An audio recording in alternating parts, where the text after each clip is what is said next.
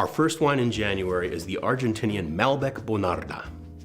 Malbec is a grape that was grown previously in France.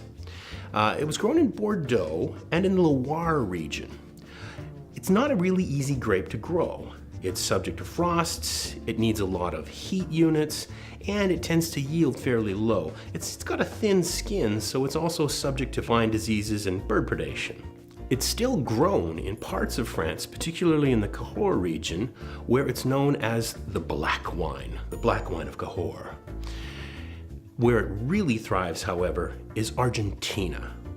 The hot, dry climate ensures that they can ripen the fruit perfectly. It's got a lovely juicy fruitiness to it, it's got hints of damson plum, and a finish that flirts with notes of tobacco. The second grape in this blend is Bonarda. Bonarda is a grape variety that very few will have heard of. It's grown in California under the name Charbonno.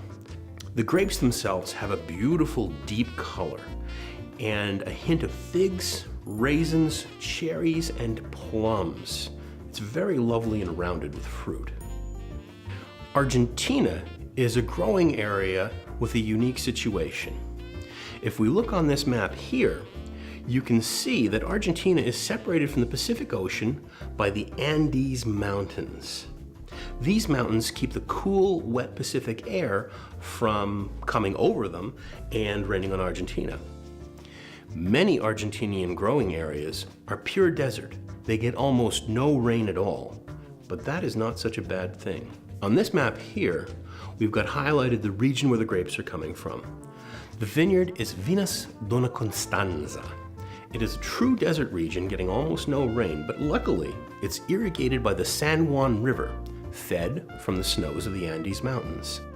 The soil is crucial to the quality of these grapes. It's a loamy, sandy subsoil, but it's only a couple of feet deep, and beneath that is nothing but sand. In this environment, grapes have to struggle a little bit.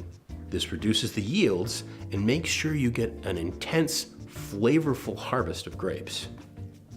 The slopes all face south, and they're at about 650 meters or about 1,500 feet of elevation, which is key. Every 1,000 feet you go up a mountainside, the temperature drops and cools. In this way, you get a lot of sunshine units, but the grapes don't cook or bake in the heat and retain their acidity and freshness.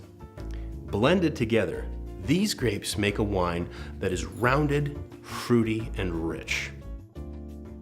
It has plums, cherry, blackberry, black currant, spiciness, notes of mulberry, some raisiny character, chocolate, and a toasty oak finish that integrates very well.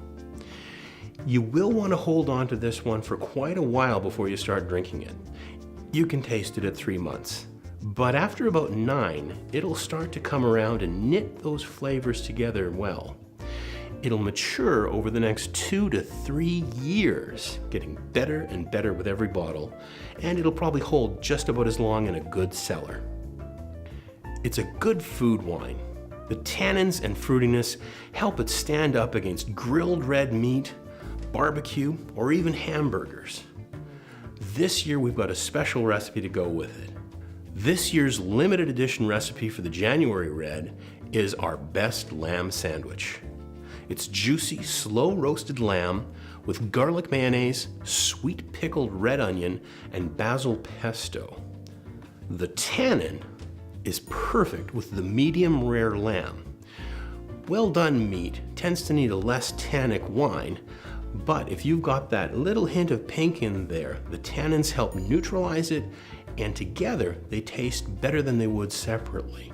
Also, the fruitiness picks up the notes of herbs and the depth of flavor of the pickled onion, setting it off just beautifully.